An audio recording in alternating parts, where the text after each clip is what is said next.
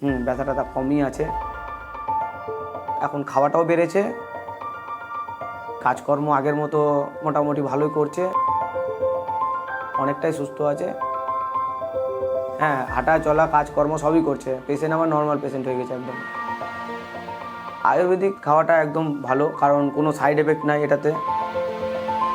আমার নাম রোহিত সরকার, আমার বাড়ি মালদা। আমার বাবার ক্যান্সারটা হয়েছে, তো বাবার নাম নিরঞ্জন সরকার। তো আমাদের হঠাৎ কোনো সিমটম ছিল না, তো একদিন হঠাৎ পেটে ব্যথা করলো বাবার। তো ওখান থেকে আমরা মালদাতে ডাক্তার দেখালাম একদিন। তো ওখানে আমাদের মালদাতে হচ্ছে প্যানক্রিয়াসের ডাক্তার নাই, তো রিপোর্ট করেছিলাম, বলেছিল প্যানক্রিয়াসে কিছু একটা হয়েছে। তো প্যানক্রিয়াসের ডাক্তার না থাকায় আমরা চলে গেছিলাম সোজা হায়দ্রাবাদ। দিয়ে ওখানে কিছু রিপোর্ট করেছিল। দিয়ে ওখান থেকে আমাদেরকে বলে দিয়েছিল যে এটা হচ্ছে ক্যান্সারের সম্ভাবনা হতে পারে। তো ওখানে অনেক খরচের ব্যাপার ছিল, তো বলে দিয়েছিল যে আমাদেরকে কলকাতায় চলে আসতে। তো তখন আমরা কলকাতা এসেছিলাম। ওখানে এসে সিটি স্ক্যান বায়োপসি রিপোর্ট সব করার পরে ওখানকার ডক্টররা বলেছিল যেটা অপারেশন করতে হবে। দিয়ে অপারেশন করার পর বললো, তারপর আবার ডাক্তার দেখালাম, ওরাই সিনিয়ররা সব দেখলো, তো বললো কেমো দিতে হবে। তো ওখানকার বাজেট অনেক, তখন আমরা সিদ্ধান্ত নিয়েছিলাম যে অত টাকা আমাদের তো নাই। তারপর ওখান থেকে আমরা শিখেছিলাম। দিয়ে ওখানকার ডাক্তার দেখানোর পর আবার বায়োপসি রিপোর্টটা করালো। বায়োপসি রিপোর্ট করানোর পরে একই স্টেজেই ছিল, ওই 2 মাসের মধ্যে এগুলো সব করানো হয়েছে। তো ওখানকার ডাক্তার প্রথমে বলেছিল অপারেশন করবে,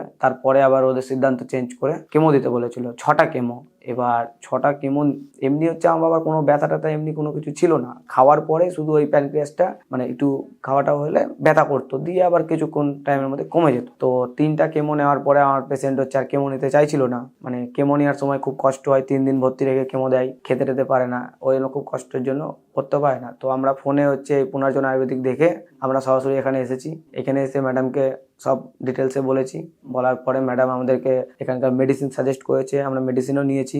মেডিসিন নেওয়ার পরে ম্যাডাম এটাও বলেছে যে 3টা কেমো হয়েছে, ডাক্তার যেহেতু 6টা কেমো বলেছে এই কোর্সটা কমপ্লিটের জন্য। তো পেশেন্ট নিজেই গেল, তখন 3টা কেমো কমপ্লিট করলাম। তো আমরা আবার এখন আবার ওষুধ নিতে এসেছি। তো যখন ওষুধ চলছে তখন মোটামুটি খারাপ চলছে না, ভালোই রেজাল্ট আছে।